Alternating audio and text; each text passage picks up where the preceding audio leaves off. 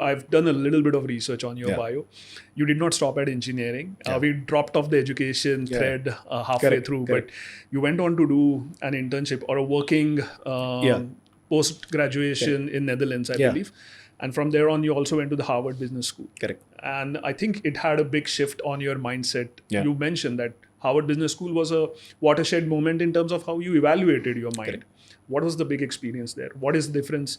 So I want to talk about two things. Yeah. The Harvard experience, and then do you want to also kind of delve a little deeper on the education? Yeah. Since we are on that note, why not? Absolutely. How is education different from India? Well, so I'll tell you, I'll take a step behind, especially in terms of how Europe and US have both Oh, influenced that's me. lovely. That's important. And I think, as an engineer that way, a long time back, but that way Europe was like the mecca of engineering, especially the industrial age that Europe was able to create post World War II. And I think the continual 6-7 decades of progress that Europe witnessed for the longest time for creating equipment for manufacturing across the world.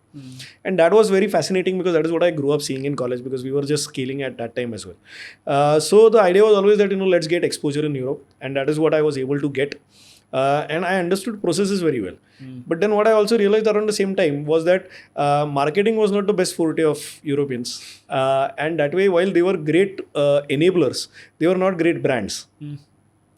And I think that is the biggest difference between Europe and US, where you have brands coming in at every nook and corner in that country.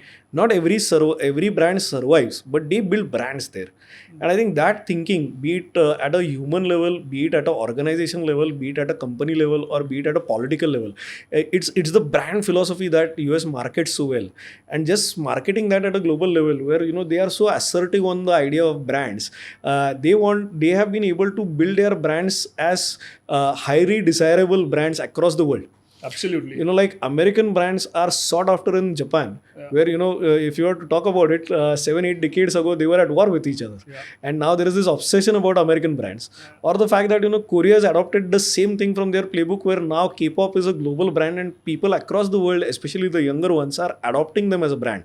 So how do we build brands is something that I understood better in the US. And I think that transformed my idea of looking at businesses, building brands as well. And then the fact that, US was never lacking in terms of tech. But the fact is that the tech was an enablement. It was not the fabric. So enabling brands with tech is something that I corrected as a cycle inside my life. And I think many things have started becoming better. My biggest memory of what I felt different from an Indian education and the US education, I did not get educated in US. Correct. I went there for a small fellowship. I went at Stanford, and my biggest takeaway was, because I was enrolled in a course which Stanford students were taking. When I was studying in India, I was doing my projects because I wanted to get the degree and get a job. And there, every project that all of us were doing as a group was because we thought that this was the next big company that was going to come out of the Silicon Valley. So that was the mind shift that I had when I came back from there. And I said, entrepreneurship is so cool. It's kind of the biggest, motivation to do something from ground up. That was the big difference that I felt over there.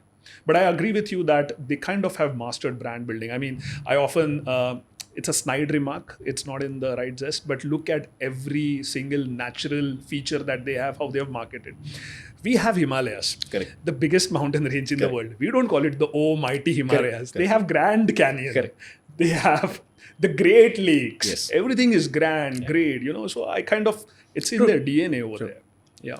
And I think also I would got to say that, America as a country was built with a immigrant mindset. Okay. And that is something that we probably don't talk about. But I think Europe never came with an immigrant mindset till 2010, when they let in a lot of immigrants come into the country. And I think that is, we are seeing the consequences of it. It's not integrated very well. But America since the 1700s was the idea where, it was the land of dreams and opportunities. And no matter what background you came in from, you had an equal opportunity to success. So I think that is going to be one of the big things that we must learn in India, where, how do we make sure that our population is geared up for success rather than subsidizing them all the time? And how do we sort of empower them to build that with our strong technical fundamentals that we have, where Indians are successfully running American companies there. Right. So there's We no are the shortage of richest talent. ethnicity there. What we need is an ecosystem that just promotes this at a 10x 100x level than what it is doing today.